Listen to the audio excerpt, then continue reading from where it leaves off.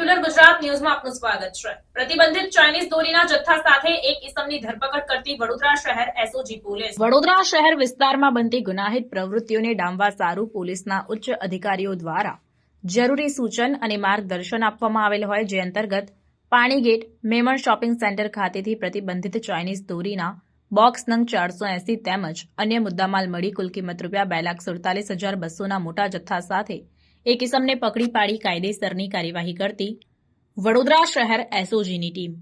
આ કામગીરી દરમિયાન હફીઝ અલી મોહમ્મદ મેમણ નામક આરોપીની ધરપકડ કરવામાં આવી છે, જ્યારે વોન્ટેડ આરોપી તરીકે રહીમ ગોલાવાલાની ધરપકડના ચક્રો ગતિમાન કરાયા છે।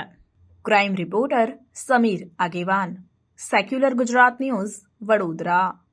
સમાચારોની અવનવી અપડેટ્સ માટે જોતા રહો સેક્યુલર ગુજરાત ન્યૂઝ।